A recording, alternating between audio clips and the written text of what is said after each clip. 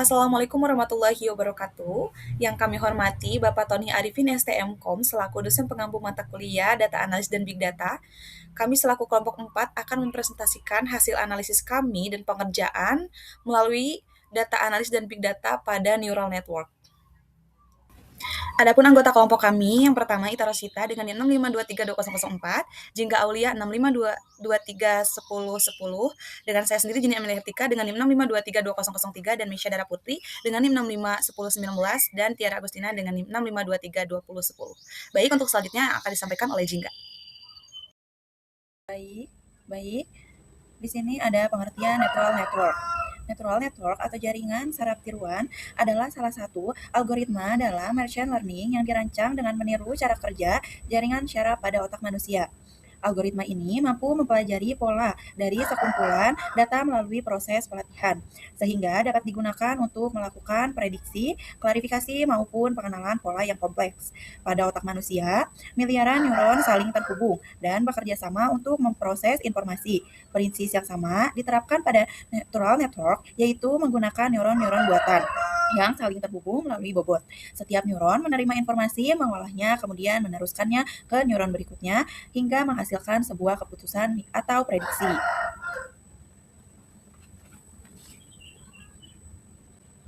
Neural network termasuk algoritma supervised learning apabila proses pelatihannya menggunakan data yang telah memiliki label. Selama proses pembelajaran, algoritma akan terus memperbaiki bobot setiap neuron sehingga tingkat kesalahan semakin kecil dan akurasi model semakin meningkat. Saat ini, neural network menjadi dasar perkembangan deep learning yang digunakan pada berbagai teknologi modern, seperti pengenalan wajah, chatbot, kendaraan otonom, sistem rekomendasi, analisis citra medis, hingga deteksi penipuan transaksi keuangan. Baik, selanjutnya ada sejarah singkat neural network. Konsep neural network pertama kali dikenalkan pada tahun 1943 oleh Warren dan Walter Pitch melalui model matematika yang meniru cara kerja neural biologis. Pada tahun 1958, Frank Rosenblatt mengembangkan algoritma percepatan yang menjadi dasar pengembangan neural network modern. Perkembangan neural network sempat mengalami penurunan karena keterbatasan komputer pada saat itu. Namun, sejak tahun 2006, kemajuan teknologi komputasi, GPU, serta ketersediaan big data menyebabkan neural network berkembang pesat dan melahirkan konsep deep learning yang saat ini digunakan oleh Google, Microsoft, Meta, OpenAI, dan berbagai perusahaan teknologi lainnya. Oke, sekarang kita masuk ke pembahasan konsep dasar neural network, yang dimana neural network ini bekerja dengan cara menerima data masukan, mengolahnya itu melalui beberapa lapisan neuron, kemudian nanti itu menghasilkan output berupa prediksi atau klasifikasi. Nah, neuron itu sendiri ini memiliki 3 komponen utama, yaitu yang pertama itu adalah input atau X, yang dimana input ini adalah data yang masuk ke neuron. Contohnya itu pada data set iris, inputnya itu berupa panjang sepal, lebar sepal, panjang petal, maupun lebar petal. Yang kedua yaitu weight atau W, yang dimana weight ini adalah nilai bobot yang menunjukkan seberapa besar pengaruh suatu input terhadap hasil akhirnya, yang nantinya bobotnya itu akan terus diperbaiki selama proses pelatihan. Nah, yang terakhir itu adalah bias. Bias ini adalah nilai tambahan yang membantu model menghasilkan prediksi yang lebih fleksibel dan meningkatkan komponen belajar. Selanjutnya, nilai tersebut itu nantinya akan diproses menggunakan fungsi aktivasi sehingga menghasilkan output. Nah, di sini secara sistematis, rumusnya itu adalah Z sama dengan sigma kurung buka X1 dikali dengan W1 kurung tutup ditambah B. Yang dimana nilai Z ini kemudian dimasukkan ke fungsi aktivasi, tujuannya untuk apa? Untuk menentukan keluaran neuron.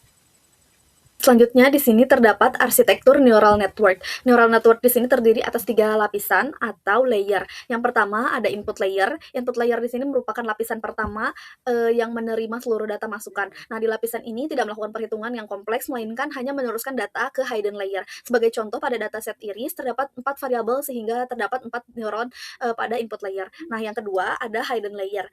Ini merupakan bagian terpenting dari neural network karena seluruh proses pembelajaran terjadi pada lapisan ini. Di dalam hidden layer di sini dilakukan ada 4 proses. Yang pertama perkalian input dengan bobot, penjumlahan seluruh nilai, penambahan bias, penggunaan fungsi aktivasi. Nah, semakin banyak hidden layer, maka kemampuan model mengenali pola menjadi semakin lebih baik. Namun, jumlah hidden layer yang terlalu banyak juga dapat meningkatkan waktu pelatihan dan risiko overfitting. Nah, yang terakhir di sini ada output layer, yang merupakan lapisan terakhir yang menghasilkan keputusan akhir. Contohnya, jika menggunakan dataset iris, maka output layer akan menghasilkan salah satu kelas berikutnya. Yang pertama ada iris setosa, iris versicolor. Baik, selanjutnya Selanjutnya di sini terdapat komponen-komponen neural network. Neural network di sini memiliki beberapa komponen utama. Di sini ada 4. Yang pertama neuron. Apa sih itu neuron? Neuron itu merupakan unit dasar yang menerima input, melakukan perhitungan, kemudian menghasilkan output. Kemudian yang kedua ada weight. Weight itu apa? Menentukan seberapa besar pengaruh masing-masing variabel terhadap hasil prediksi. Semakin besar bobot suatu variabel, maka semakin besar juga pengaruh variabel tersebut terhadap outputnya. Nah, yang ketiga di sini ada bias. Bias itu fungsinya untuk menggeser hasil perhitungan agar model lebih fleksibel dalam mempelajari pola data. Tanpa bias ini, model seringkali tidak mampu menghasilkan keputusan yang optimal. Nah, yang terakhir di sini ada activation function. Fungsi aktivasi di sini digunakan untuk menentukan apakah neuron ini akan aktif atau tidak. Beberapa fungsi aktivasi yang umum digunakan adalah ada 4, sigmoid, ReLU, TAN, dan softmax. Selanjutnya ini ada fungsi aktivasi, yang dimana fungsi aktivasi ini adalah mengubah hasil penjumlahan bobot menjadi nilai output. Yang pertama di sini ada sigmoid. Sigmoid ini adalah fungsi yang mengubah nilai angka menjadi nilai antara 0 sampai dengan 1. Biasanya itu digunakan pada klasifikasi biner atau biasanya dipakai pada sesuatu yang termasuk ya atau tidak. Kalau misalkan mendekati 1, maka jawaban mudahnya itu adalah ya. Sedangkan kalau misalkan mendekati 0, maka jawaban mudahnya itu adalah tidak. Nah, di bawah ini ada rumus sistematisnya, yaitu fx sama dengan 1 dibagi dengan 1 ditambah pangkat min x. Yang kedua yaitu semi-structured data atau ReLU, yang merupakan fungsi aktivasi yang paling banyak digunakan karena deep learning, karena proses komputasinya itu cepat. Nah, di bawah ini juga ada rumus sistematisnya, yaitu fx sama dengan max dikali dengan 0,x. Yang ketiga itu TAN. TAN itu adalah rentang output antara min 1 sampai dengan 1. Nah, TAN ini itu lebih baik dibandingkan dengan sigmoidnya karena datanya itu menjadi terpusat di 0 gitu. Yang terakhir yaitu ada softmax. Softmax ini adalah fungsi yang digunakan apabila jumlah kelasnya itu lebih dari 2, misalnya pada data setosa, versicolor, atau virginica. Sekarang kita masuk ke cara kerja neural network ya, tentunya ada beberapa tahapannya. Yang pertama itu setiap data yang diinput nantinya dikalikan dengan bobot masing-masing atau weight ya, yang dimana bobot ini tuh berfungsi untuk menentukan seberapa besar pengaruh suatu input terhadap nilai akhirnya.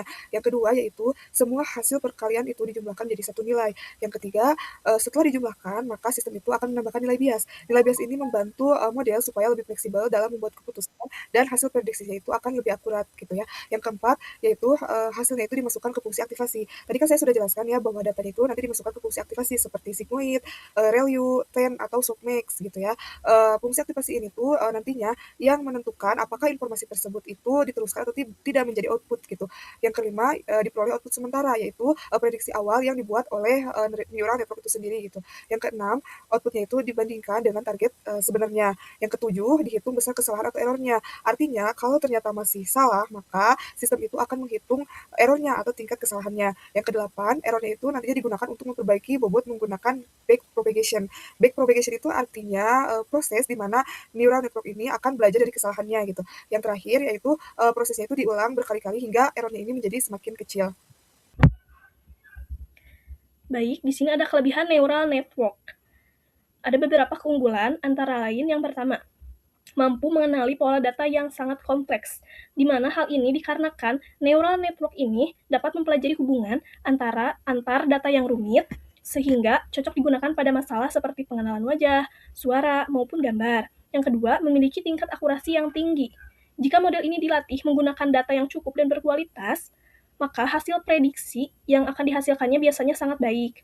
Yang ketiga, neural network ini mampu mempelajari hubungan yang bersifat non-linear. Artinya, model dapat menemukan hubungan yang tidak dapat dijelaskan hanya dengan garis lurus atau persamaan sederhana seperti pada beberapa metode statistik.